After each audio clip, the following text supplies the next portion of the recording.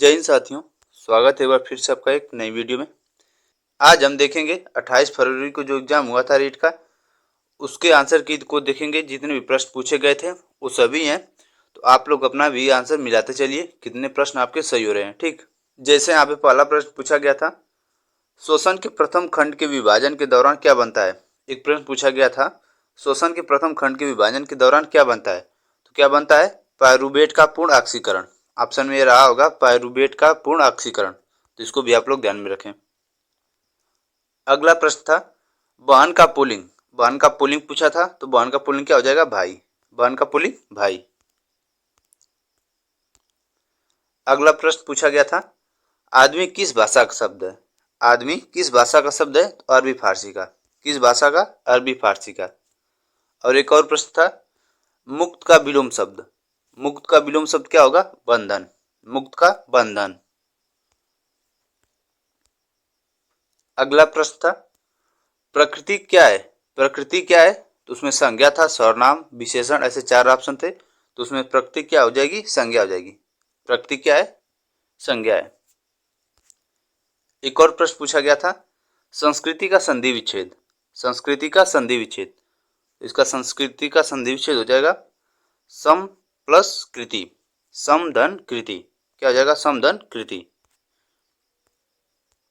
अगला प्रश्न था, सैनानी के रचयिता कौन है। सैनानी के रचयिता कौन है, तो मेघराज मुकुल। इसके रचयिता कौन है, मेघराज मुकुल। अगला प्रश्न पूछा गया था, बंगाल आर्मी पौधशाला किस स्थान को कहते हैं। बंगाल आर्मी पौधशाला किस स्थान को कहते हैं, किसको कहते हैं, अवध को। किसको कहते हैं, अवध को। अगला प्रश्न पूछा गया था, द प्ले वे पुस्तक के लेखक कौन है। द प्ले वे पुस्तक के लेखक हेनरी काल्डवेल। कौन है द प्ले वे पुस्तक के लेखक, हेनरी काल्डवेल। अगला प्रश्न पूछा गया था, वर्ग में सममित रेखाओं की संख्या कितनी होती है। वर्ग में सममित रेखाओं की संख्या कितनी होती है, तो कितनी होती है, 4 होती है। टोटल 4 होती है। अगला प्रश्न पूछा गया था, पादप कोशिका को जंतु कोशिका से कौन विभाजित करता है। पादप कोशिका को जंतु कोशिका से कौन विभाजित करता है, क्या विभाजित करता है, कोशिका भित्ति। कोशिका भित्ति। अगला प्रश्न पूछा गया था, हिंदी का प्रश्न है, लाभ हानि में समास पूछा गया था। लाभ हानि में समास कौन सा है, सभी को पता है, द्वंद्व समास। लाभ हानि, दिन रात, अच्छा बुरा, ये सब कौन है, द्वंद्व समास का उदाहरण है। अगला प्रश्न पूछा गया था, पॉलिटिक्स क्वेश्चन है, अनुच्छेद 137 में सर्वोच्च न्यायालय के निर्णयों की समीक्षा कौन कर सकता है। आर्टिकल 137 में सर्वोच्च न्यायालय के निर्णयों की समीक्षा कौन कर सकता है, तो खुद सुप्रीम कोर्ट ही अपने निर्णयों का समीक्षा करता है। कौन, सुप्रीम कोर्ट ही। ठीक। और एक और प्रश्न था, चंद्रगुप्त द्वितीय की पुत्री प्रभावती गुप्त का विवाह किससे हुआ था। चंद्रगुप्त द्वितीय की पुत्री प्रभावती का विवाह किससे हुआ था, तो रुद्रसेन द्वितीय से, जो वाकाटक वंश के राजा थे, वाकाटक नरेश रुद्रसेन द्वितीय, इनसे ही विवाह हुआ था प्रभावती का।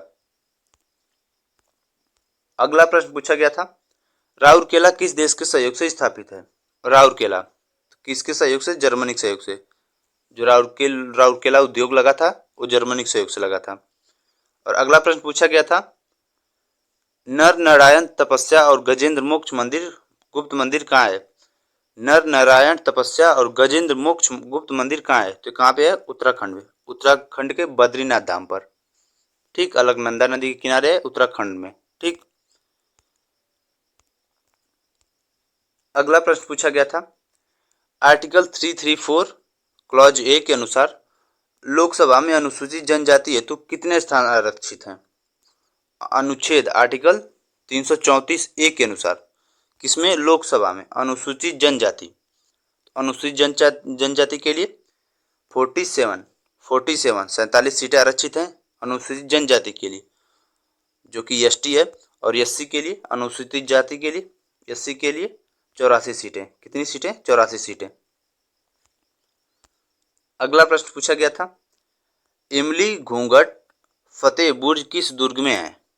इमली घूंघट फतेह बुर्ज किस दुर्ग में है, तो किसमें है, तारागढ़ किले में। किसमें है ये, तारागढ़ किले में। अगला प्रश्न पूछा गया था, राष्ट्रपति की सहायता हेतु प्रधानमंत्री की अध्यक्षता में मंत्रिपरिषद का उल्लेख किस अनुच्छेद में है? पूछा गया था कि प्रधानमंत्री की अध्यक्षता में मंत्रिपरिषद का उल्लेख किस अनुच्छेद में है?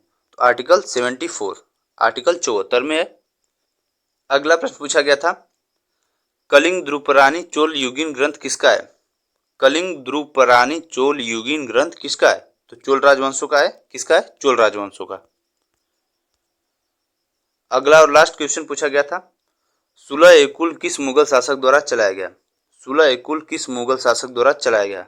तो किसके द्वारा चलाया गया था? अकबर के द्वारा। अकबर के द्वारा।